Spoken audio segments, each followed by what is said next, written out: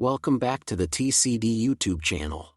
On the 63rd day of the conflict between Hamas and Israel, the IDF's unmanned aerial vehicles have taken control of the skies over the Gaza Strip. They are supporting ground forces that are actively clearing out Hamas positions from the area. The conflict persists, and in the southern part of Gaza, IDF forces successfully captured the house of Yassin, the leader of Hamas's military wing in the Gaza Strip. Yassin is responsible for orchestrating terror attacks against Israel on October 7, a mere 2 months ago. In that surprise attack, Hamas targeted Israeli civilians in cities surrounding the Gaza Strip. Dozens of Hamas terrorists surrendered to Israeli forces in the Gaza Strip, raising their hands and putting down their arms. This surrender comes after 2 months of intense fighting and the perpetration of the worst terror attack against Israeli civilians in the history of the Jewish state on October 7.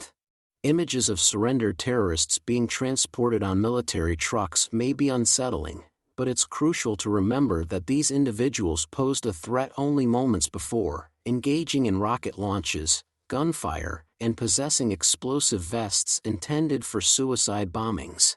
The IDF takes precautions to ensure there is no immediate threat from surrendered terrorists, conducting checks for explosive vests. Following this, the terrorists are bound and transported back to Israel for imprisonment. This mode of transportation is due to the absence of civilian buses in the Gaza Strip. Efforts to locate hostages within the Gaza Strip are ongoing.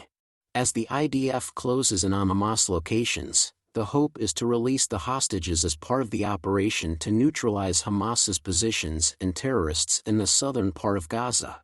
The IDF has mobilized both ground and air forces, facing a substantial number of Hamas terrorists. Due to the IDF's control in the northern part of Gaza, many Hamas members fled south along with the civilian population. In response, Hamas launched a joint offensive against IDF forces, a significant engagement in this ongoing war. The involvement of unmanned aerial vehicles and the Air Force proved decisive, leading to the neutralization of Hamas units, the capture of leaders, and the surrender of some terrorists. This highlights the internal struggle within Hamas, as the IDF targets the organization's core in Canaan, its birthplace. In the northern part of the Gaza Strip, fighting continues as the IDF encounters numerous Hamas terrorists in different locations.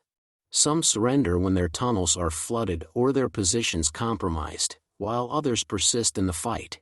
IDF soldiers face constant threats while navigating the civilian population and dealing with surrendering terrorists. In this war, the IDF is not only battling on the ground but also for public opinion. While achieving success in the military aspect, the IDF faces challenges in public perception, with Hamas supporters and leaders drawing comparisons between the Israeli army and entities like the Nazis. It's essential to recognize that the IDF is fighting an enemy seeking its destruction, yet it strives to protect the civilian population in the Gaza Strip from Hamas's control. Thank you for joining us on the TCD YouTube channel.